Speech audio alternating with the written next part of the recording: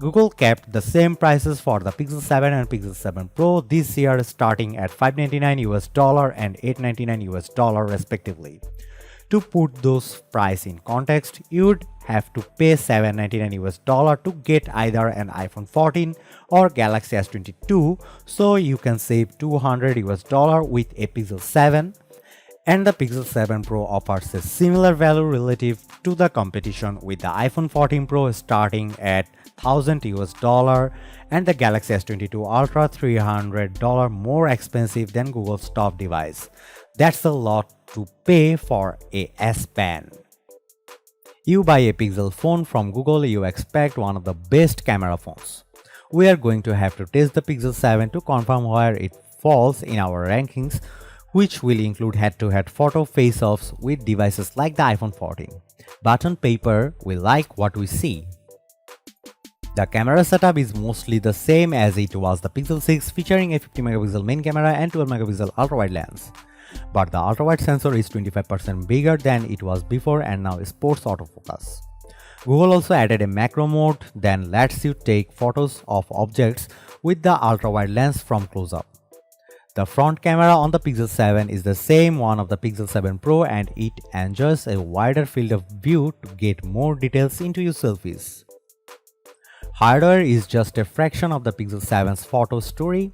Computational photography once again figures to help Google's phones stands out from the crowd by improving the Super Ray Zoom feature for digital zooms, speeding up night sight processing, and tapping into the Tensor chip to sharpen faces with a face blur feature. On the video side of things, cinematic blur adds a shallow depth of field to your videos for a stylistic background blur, and active stabilization figures to give the iPhone 14's terrific action mode feature a steady run for its money. In short, this is a powerful camera phone whose feature set extends beyond just the front and the rear lenses. We mentioned the new Tensor chip and how it improves some of the Pixel 7's phone capabilities, but the Tensor G2 powering this new phone does more than that. As with the Pixel 6, Tensor is an engine driving the smart features that make the Pixel so unique among smartphones. Remember Direct My Call from Pixel 6, where you would get an on-screen directory that helps you navigate the various phone menu options on calls? On the Pixel 7, that directory appears more quickly, getting you to the right person faster than ever. In the Messages app, Tensor can transcribe audio messages, making them easier to read in noisy settings or in places where you'd just as soon not blast out the sound of your messages to an eavesdropping world. Audio typing automatically suggests emojis now, and it supports more languages. That's just a sample platter of what the Tensor G2 can do for you. The Pixel 6 already laid claim to putting the smart in a smartphone, and the Pixel 7 should take things even further. In the years since the Pixel 6 came out, phone displays have gotten brighter. The Galaxy S22 boasts a peak brightness of 1300 nits, and we managed to register 1152 nits when we tested the phone. The just released iPhone 14 Plus can hit 1100 nits. Clearly, Pixel 6 843 nit result from our tests is not going to cut it anymore. Google says the 6.3-inch Pixel 7 panel is 25% brighter than its predecessors. That may not sound like much, but it should be a big enough boost to make the Pixel 7's screen quite visible in bright sunlight. Our testing will confirm for sure, but we like the fact that Google is acknowledging it needs to keep up with the best devices in its class. I was a big fan of the Pixel 6 look, which helped that phone stand out from the other Android phones. That horizontal camera bar isn't just distinctive, though it also keeps your phone from wobbling when you set it down with the screen facing up. In a world of rear camera arrays that just out, that also sets the Pixel lineup apart. It's great that Google is retaining the look for the Pixel 7. It's even better that the look has been refined. Google uses aluminum for the camera bar in its new model, and that camera bar now has an attractive zirconia blasted aluminum finish. I wish Google would keep the two-tone design where the bit of the phone's back above the camera bar took on a brighter hue, but overall this is a good-looking phone, particularly if you turn to the lemongrass color option. Despite all of the above improvements, Google held the line on pricing for the Pixel 7. It starts at $599 US, the same price as the Pixel 6 debuted at. That remains a surprising price for a flagship phone in a good way. Both Apple and Samsung charge you $799 US to get one of their entry-level flagships. The OnePlus 10T is more affordable, $649 US, but it's noticeable downgrade from the OnePlus 10 Pro, particularly when it comes to cameras. The Pixel 7 may not have the telephoto lens that the Pixel 7 Pro does, but in other key areas it matches its more expensive sibling. Put another way, you can buy the Pixel 7 and keep an extra $200 US in your pocket compared to buying another flagship. That's a pretty compelling argument when all of us are watching every dollar we spend. There's no way to sugarcoat this. Battery life on the Pixel 6 was subpar. Last year's Google flagship lasted 8 hours and 13 minutes on our battery test, in which we can make phones surf the wave over cellular until the battery dies. An average smartphone can last more than 1.5 hours longer.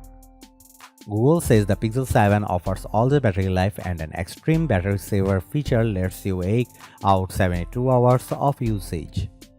Perhaps our testing will bear that out, but the fact that Pixel 7's battery is actually smaller than the one in the Pixel 6 concerns us, even if the new Tensor G2 chipset promises better power efficiency than before. This is something to keep an eye on until Pixel 7 reviews, including ours, can shed more light on how long the new phone lasts on a charge. Speaking of the Tensor G2, Google went into a great amount of details about different experiences the new silicon enables, but it was alarmingly quiet about what kind of performance gains to expect from the new chipset. True, the focus of Tensor isn't raw power, but how the Tensor processing unit leverages machine learning to pack a lot of smarts into your Pixel. But you do want your smartphone to keep up with some of the other top performers out there. And let's face it, the Pixel 6 did not prove much of a match for Android phones powered by the latest Qualcomm silicon. In both Geekbench 5 and 3D Mark Wildlife Unlimited tests, the former measures overall performance, the latter looks at graphic performance. The Pixel 6 trailed the Galaxy S22, which runs on a Snapdragon 8 Gen 1 chipset. In our real-world video encoding test, the Pixel 6 fared better, but it still took 2 seconds longer than the Galaxy S22 did. Qualcomm has since come out with the Snapdragon 8 Plus Gen 1, which further widens the performance gap, and the Snapdragon 8 Gen 2 should be powering phones by the start of 2023. Hopefully, our Pixel 7 testing will indicate that the Tensor G2 can hold its own against the latest and greatest Snapdragon silicon, which would make the Pixel 7 easier to recommend. We are a bit cautious for now though. 3 years of software updates, the amount Google is promising for the Pixel 7 used to be the standard for Android phones. But then Samsung started offering 4 years of Android updates for its flagship devices like the Galaxy S and Galaxy Z series, along with some Galaxy A mid-ranger phones as well. That makes 3 years seem kind of stingy, especially since the Android OS is Google's own creation.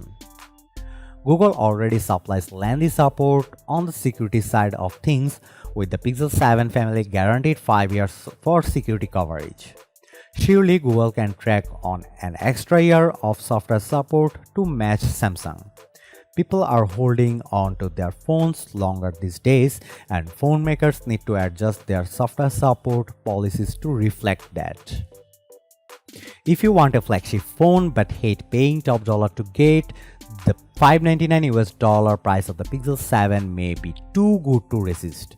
The photo capabilities and tensor-fueled smarts help set this phone apart, and the Pixel 7 adopts the Pixel 6 still looks in a winning way. Anyone who placed a premium on photography should at least give the Pixel 7 a good long look.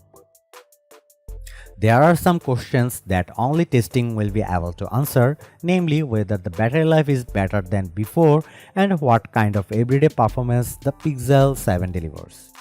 If you share those concerns, you should press pause on any purchase at least until more test data becomes available.